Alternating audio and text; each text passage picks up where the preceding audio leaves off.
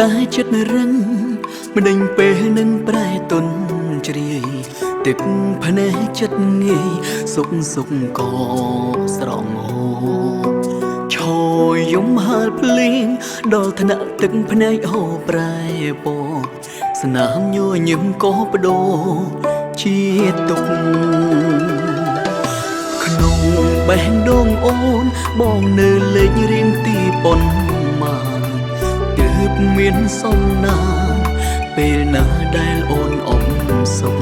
ត្រឹមខោចិត្តមិត្តយំងុំអូនអោគេឌឺនឹងមុខដូចមានក្តីសុខណាស់មើលទៅ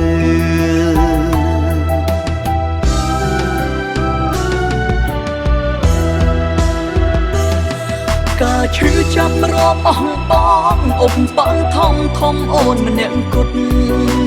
បេះដូងឈឺចង់ឈួតអូនអ្នកក្បត់ធ្វើមិនដេចដឹងឈឺត្រជាងស្ដាប់តែពាក្យកុហកពេលនេះហឹងស្ដាប់លែងចង់លឺឈប់ស្រឡាញ់ចាំបាច់មកឌឺបងធ្វើអ្វី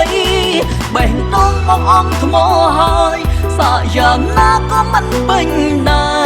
រសម្រាប់ទៅមាសមេមិនបាច់ណែនាំឲ្យរកថ្មីស្មងអូនម្នាក់ឈឺប៉ុននឹកហើយទុំរំថែម្នាក់ទៀតអាយខ្សៃ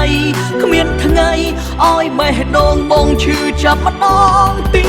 តទេ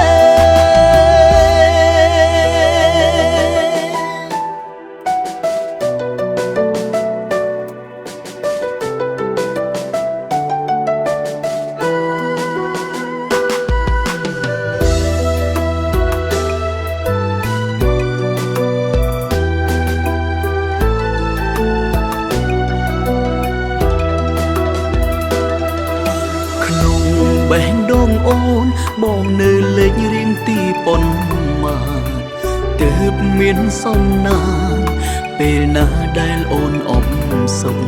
ត្រឹមខោចិត្តមិត្តយំងុំអូនអោគេឌឺនឹងមុខដូចមានក្តីសុខណាស់មើលទៅដូចមានក្តីសុខណាស់មើលទៅការឈឺចាប់រាប់អស់បងអុបបាំងធំធំអូនម្នាក់គត់បេះដូងឈឺចង់ឈួតអូនអ្នកក្បត់ធ្វើមិនដេចដឹងឈឺត្រជាងស្ដាប់តែពាក្យកុហកពេលនេះហឹងស្ដាប់លែងចង់លឺឈប់ស្រឡាញ់ចាំបាច់មកឌឺបងធ្វើអ្វីបេះដូងបងអងថ្មហើយសាកយ៉ាងណាក៏មិនពេញដែរសម្រាប់ទៅមាសមេមិនបាច់ណែនាំឲ្យរកថ្មីស្មងអូនម្នាក់ឈឺប៉ុននឹកហើយទុំរំថែម្នាក់ទៀតអាយខ្សៃគ្មានថ្ងៃឲ្យបេះដូងបងឈឺចាប់ម្ដងទៀតទេ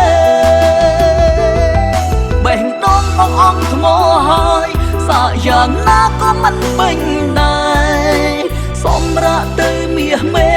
មិនបាច់ណែនាំឲ្យរកថ្មីស្មងអូនម្នាក់ឈឺប៉ុននឹកហើយទុំរំថែម្នាក់ទៀតអាយខ្សៃគ្មានថ្ងៃឲ្យបេះដូងបងឈឺចាប់ម្ដងទៀតទេ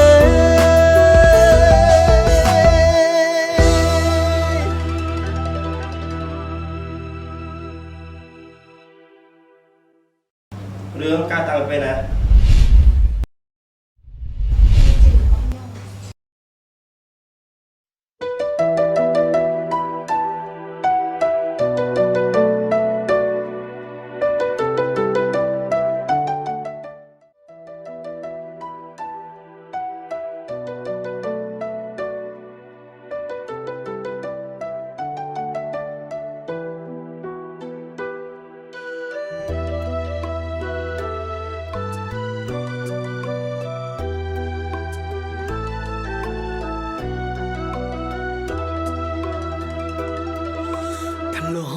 តែចិត្តរឹង